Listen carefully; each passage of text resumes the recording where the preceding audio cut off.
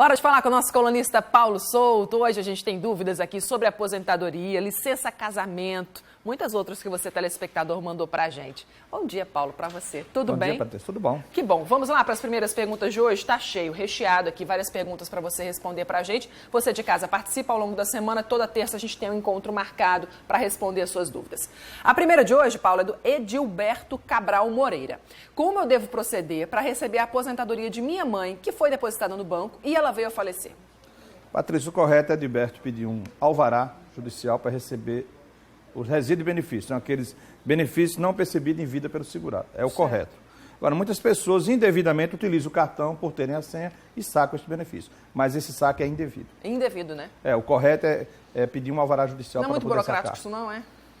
Não deveria ser.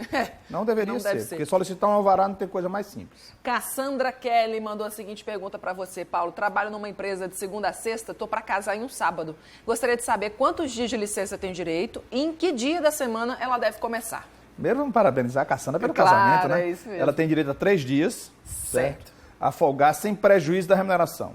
Como no domingo ela não precisa trabalhar, ela já tem um salário garantido, a licença de casamento começa num dia útil, que seria na segunda-feira. Ela teria 3 dias e esse benefício está na CLT. Aí, ó, lua de mel, domingo, segunda, terça, quarta, volto trabalhar na quinta-feira. Começa no sábado, né? É isso, sábado né? à Porque noite, já tá no sábado à noite. Muito bem. Só volta na quinta. A pergunta da Ilka Canabrava para você, Paulo. Quanto eu devo conceder de vale transporte para uma empregada que mora em Santa Rita e utiliza 2 passagens de trem e 2 passagens de ônibus para fazer o deslocamento residência-trabalho? Essa pergunta de Ilka Canabrava é muito interessante, porque muitos empregados utilizam o trem. Certo. E a passagem de trem, para quem não sabe, o valor é 50 centavos. Ainda é. Ainda é. A passagem de ônibus, salvo engano meu, aqui em João Pessoa é R$ 2,70. 2,70. Então, somando tudo, dá R$ 6,40 Tá, desse caso. por dia. Certo. Por dia. Tem certo? que pagar 6,40. Por dia, 6,40. Mas ela tem o direito de descontar no final do mês 6% do salário da empregada a título de vale transporte. Tá. Ela adiantou o vale, mas 6% do salário ela pode descontar. Não tem um valor fixo, então, né? A pessoa Não, tem que não pagar existe, exatamente não aquilo existe. que usa. É o que usa. Agora, o empregado tem que prestar uma declaração verídica. Eu utilizo esse transporte, o meu deslocamento é esse. No caso, ela utiliza o trem para vir para João Pessoa e um ônibus para ir para o Cabo Branco. No e-mail dela, ela falou. 6% é o valor que o patrão pode descontar Tem o direito depois. de descontar. Muito bem. Agora, eu vou alertar uma coisa. Infelizmente, não é social. Nós não estamos conseguindo lançar esse desconto. Pois tem uma pergunta referente a isso. Olha só, ainda falando de vale transporte, eu sou obrigada a conceder o vale a uma diarista que vem prestar serviço em minha residência por 2 dias na semana? Não, dona Vilma. Porque nenhum direito assegurado ao trabalhador é assegurado ao diarista. O dinheiro, o valor do transporte deve já estar incluído no valor da diária. Muito bem. Então você se utiliza R$10 de transporte, você vai pagar 80 daquela faxina, então bota mais 10, paga em 90. Mas você não tem a obrigação de conceder vale transporte.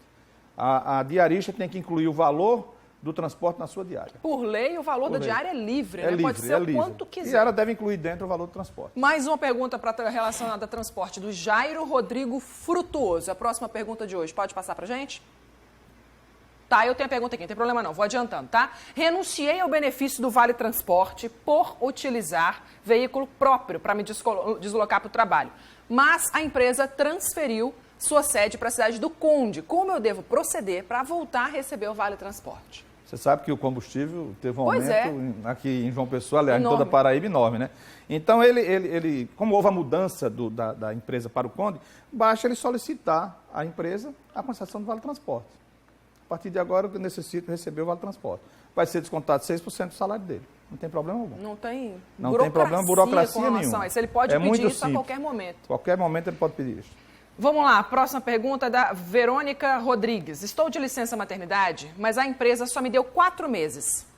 E eu estou apenas amamentando. Sim, gostaria de saber se existe uma lei que me assegure o direito de sair 1 hora mais cedo do trabalho para amamentar. Essa pergunta é importantíssima, viu, Paulo? Olha, o direito de muitas tem mulheres duas situações. que não é respeitado. Primeiro, ela tem o direito, está na CLT, de 2 intervalos por dia de 30 minutos, certo? Se a empresa tiver mais de 30 empregadas mulheres e não tiver um berçário ou uma creche, ela tem o direito de se ausentar para ir em casa amamentar seu filho.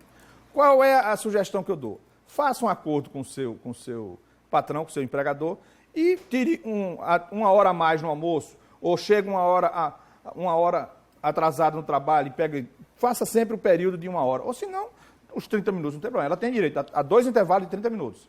Agora, se ela já tem uma licença maternidade de 180 dias, ela não tem direito a essa folga. Por quê? Porque a criança já vai completar 6 meses.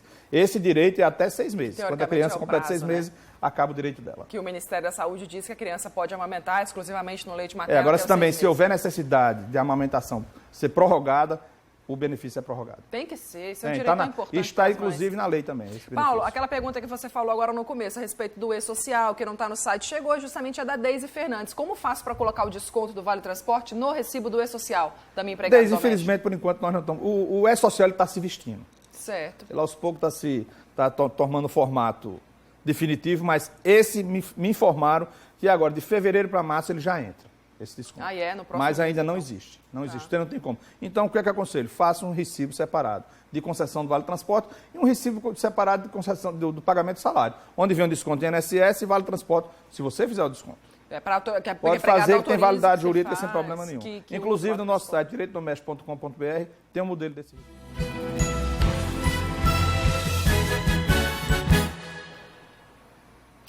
Bom dia de volta com mais uma participação de Paulo Souto aqui no Bom Dia Paraíba. E agora, Paulo, a gente tem uma pergunta aí que chegou pra gente, que eu tenho certeza que é a dúvida também de muitas pessoas de casa. Olha só o que quer saber é o Fernando Constantino. Quais os direitos de um motorista empregado que presta serviços para uma empresa no seu próprio veículo? A lei diz algo especificamente sobre isso, Paulo? Tanto para quem é da iniciativa privada quanto do setor público também? Diz também. Olha só, a gente foi ver essa história e essa resposta em mais detalhes. Preparamos uma reportagem para você, para mostrar situações de pessoas que acham que é vantajoso trabalhar no carro próprio e pessoas que dizem que ficam no prejuízo do próprio salário porque usam o carro particular e não da empresa ou do setor público. Olha só a reportagem que a gente preparou. Ítalo trabalha com o carro o dia inteiro. Ele é supervisor operacional de uma empresa que presta serviço para uma operadora de telefonia e, além da função, dirige o carro que é o dele mesmo. Ítalo agregou o veículo à empresa e recebe um auxílio financeiro por isso, além do custo do combustível. A empresa paga um valor X pelo aluguel, que seria, o agregamento do veículo, e nesse valor está incluso a questão da manutenção, que a gente tem que dar. Em quanto é em torno esse agregamento? Ele gira em torno de 800 até 500 reais, em média. Mas o valor do combustível também, que depende da qual a rota cada colaborador faz. Para Ítalo, ter o próprio carro agregado à empresa que trabalha é só vantagem. Além da comodidade, ele nos disse que foi com esse contrato que conseguiu trocar de carro e manter o financiamento do veículo. Você consegue, com o seu dinheiro, dar a entrada do carro e conseguir assumir as parcelas, sem ficar preocupado se vai ter o dinheiro no final do mês para pagar, porque como a empresa entra com um agregamento que muitas vezes dá até o valor igual ao da parcela do veículo, você praticamente não paga o veículo. Quem paga o veículo é a própria empresa. Já para Joselito, trabalhar com o próprio carro não representa muita vantagem. Ele é oficial de justiça em Santa Rita e até recebe uma ajuda de custo pelo uso do veículo. Mas o valor, segundo o profissional, está longe de ser o suficiente para manter o carro no dia a dia do trabalho. Ele conta que já chegou a percorrer 130 quilômetros em um só dia trabalhando.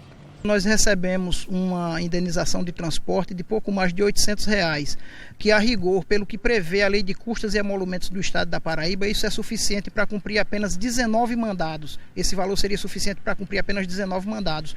No entanto, nós cumprimos uma média mensal em torno de 150 mandados. O correto seria isso, que o Estado, o Poder Judiciário, fornecesse transporte para que o oficial de justiça pudesse realizar a diligência e não eu ter que tirar do meu salário para pagar, para cumprir a missão estatal. A gente procurou o Tribunal de Justiça sobre essas reclamações. O TJ negou que o valor de R$900 repassado aos oficiais seja insuficiente. Diz também que esse montante foi combinado com o próprio sindicato da categoria e que poderá ser reajustado numa nova rodada de negociação. O Tribunal de Justiça da Paraíba explicou também que está em dia com o pagamento e alegou que esse valor é referente apenas aos processos dos serviços de defensoria pública. Ainda de acordo com o tribunal, os oficiais também são remunerados à parte em cada processo que não é serviço gratuito da defensoria. Bom, Paulo, de toda forma, o que diz a lei sobre esses profissionais aí? Primeiro, vamos falar da empresa privada. A CLT é bastante clara. O empregador não pode transferir os custos e riscos para o trabalhador. Certo. Ele tem que arcar. Por exemplo, a empresa que aquele rapaz de telefonia trabalha, ela está agindo corretamente. Pronto. Muitas outras não, porque não é o trabalhador se deslocar no seu veículo para o trabalho, é utilizar o veículo no trabalho. Certo, a empresa tem que arcar com os riscos, com os custos, depreciação do veículo, vai ser responsável se houver um furto, um roubo do veículo do trabalhador, responde por tudo. Qual é o conselho que eu dou? Num dissídio coletivo, coloca uma cláusula. Se o empregado vai utilizar o seu veículo próprio no exercício de sua profissão, em benefício da empresa, a empresa vai ter que pagar uma ajuda de custo. Isso acontece muito com corretores de imóveis, com representantes comerciais que vão, às vezes, em vários estabelecimentos anunciar o produto. Isso é muito comum. E muitas vezes esses profissionais estão desamparados, Paulo. Pronto, exatamente. Agora, no serviço público, aí foi bom, a reportagem foi de oficial de justiça. O valor que o oficial de justiça estadual recebe é totalmente diferente do valor do oficial de justiça do Serviço Público Federal. Os oficiais de justiça da Justiça Federal, do Tribunal Regional do Trabalho. Certo. O valor é bem superior. Agora, os oficiais de justiça da Justiça Federal, que seria do Trabalho e Justiça Federal, não recebe, como o presidente do tribunal disse, uma taxa. Porque se eu entro com uma ação particular na Justiça Estadual, eu vou pagar uma taxa para o oficial de justiça cumprir uma diligência. Eu que pago a parte, se o processo for um processo particular e não da Defensoria Pública. Então, o oficial de justiça também recebe isso. Então, tem que haver... Agora, realmente, o valor que o oficial de justiça está recebendo é bem inferior do que deveria ser. Isso é uma verdade. É a diferença dos poderes grande, né? Porque ele está utilizando o veículo próprio para exercer uma prova. O oficial de justiça tem que usar o seu veículo. Ele não pode estar fazendo diligência de ônibus, de trem. Ele não pode. Não tem condição. E o seu veículo, o seu bem está sendo depreciado. E o poder público não está arcando com essa despesa. Não está arcando assim, de uma forma justa e correta. Muito bem. Fernando, está aí respondida a sua pergunta de hoje. Sempre que tem uma pergunta assim, mais polêmica, ou que é mais difícil de compreender, a gente faz uma reportagem para ampliar aqui a resposta. Eu vou dar uma sugestão aqui ao vivo, para você. Ai, meu Deus, diga lá. Para o pessoal da produção. Vamos fazer uma sobre o Vale Alimentação no Serviço Público Federal.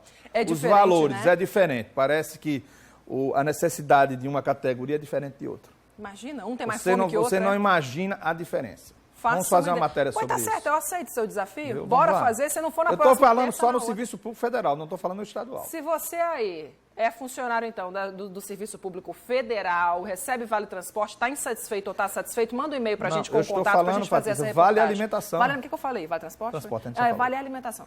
E está insatisfeito, manda aí o seu contato para a gente, escreve para a gente por e-mail para a gente mandar essa sugestão adiante aqui para nossa produção. Meu produtor já mandou mensagem para mim.